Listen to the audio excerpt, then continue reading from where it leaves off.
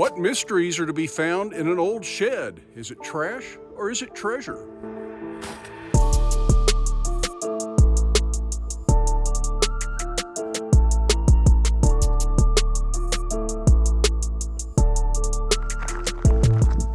I've always heard it said that you'll expand to fit the space available, and that really holds true when you live someplace where you got a little bit of property.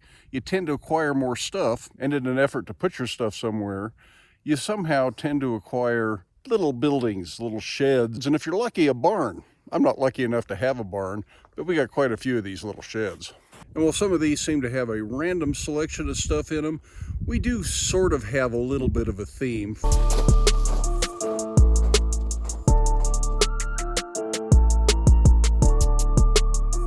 Now this little shed is one up by the log cabin that we're working on, and the door blew off of it a while back, but it's just full of old doors and windows. This old gray shed here that was here before we bought the property is the one that I think has some of the best treasures in it, at least in my mind. It's been quite a few years since I've actually been in this shed. Kind of reminds me of an episode of that show, The American Pickers, when they go into the barn and say, nobody's been in this barn for 20 years. But when they open the doors, the cameraman's already inside. Of course, one of the things you can almost always expect to find in an old shed is signs that the squirrels and the mice have been nesting in your stuff. In here, I expect to find a few old friends. Might be a few surprises. I'm sure I've forgotten about some of what's in here. So let's take a look, starting at these old gas stoves. Why in the heck would we collect old gas stoves? A number of years ago, somebody was tearing down some old cabins locally, and we were going to salvage some wood, some other building materials. In fact, some of the doors in that other shed up by the cabin came out of these old cabins. And they also had these old stoves in there. They were just going to bulldoze everything, throw it all in a dumpster, burn it, do whatever it took to get rid of it so they could build something new. So when we had the opportunity to salvage some stuff, we salvaged these because they're not a bad sized little stove if you've got a cabin. Already set up for propane, which is what everybody uses out here, so we don't have to convert from natural gas to propane. These are old Norge stoves. I always knew Norge as refrigerators. Didn't even know they made stoves before this. Other than some dust and some crud, this one's actually pretty darn clean inside, unlike the other one. Always stuff to move.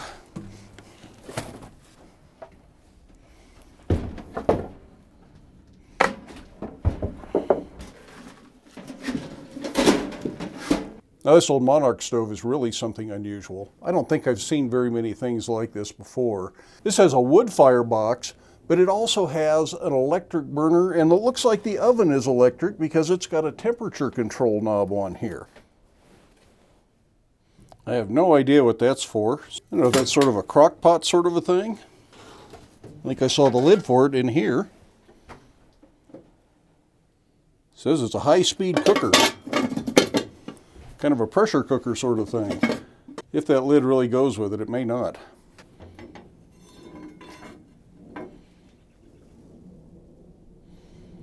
Firebox is in good shape. I'm not sure how the firebox and the electric play together. Personally, I don't think I would ever plug it in. It's probably old, probably had the wires half worn through over the years. But it's really interesting. I don't remember where we got this. I'm sure somebody was taking it out of a house around here somewhere. We just have a weak place in our heart for old stoves. It's an old two-sided laundry tub. That's pretty interesting. A lot of this stuff used to be in green. I don't know why, but green was popular, and I kind of like it.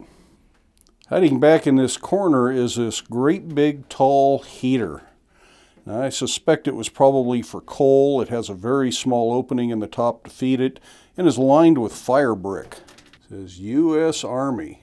So this was probably a barracks heater of some sort. Who knows what's in here? Yeah, something's been nesting in there, but that's not bad though. I think you could put this to work with very little cleanup. Missing a few fire bricks. They might be down there in the bottom though. Now this cute little thing is actually a sheep wagon stove. So sheep wagon is something that the shepherds around here used to drag around with horses or a tractor.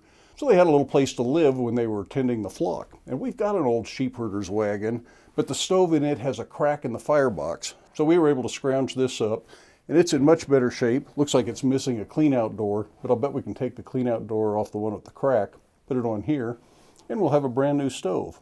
Well, once I finally get around to swapping it out anyways.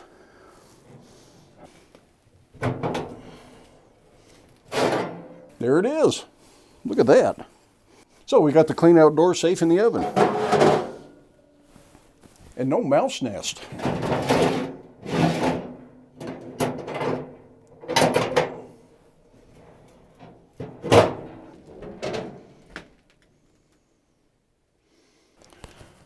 This is a cool old stove. Very rust pitted. It needs some cleanup.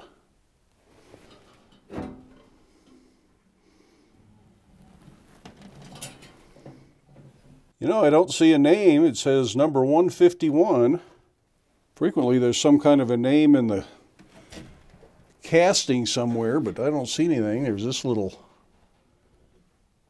Art Deco looking detail, but I sure don't see a name on this stove. I saved the best for last. The real treasure in this shed is this old enameled cook stove in green and white. Again, I don't see a name on it. Let's take a closer look, see what we can find out about it. But it's a small stove. Most of these things are massive.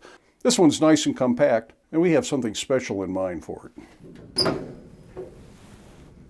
It's nice and clean inside. Oh, here we go. Bacon Auto Stoveworks, New Athens, Illinois. I don't think I've ever seen that before. So I learned something by coming in here today. Well, that does satisfy some of my curiosity about what's in this not quite forgotten shed. There are some treasures, there's probably some trash, and there's some literal crap, if you count the mouse turds.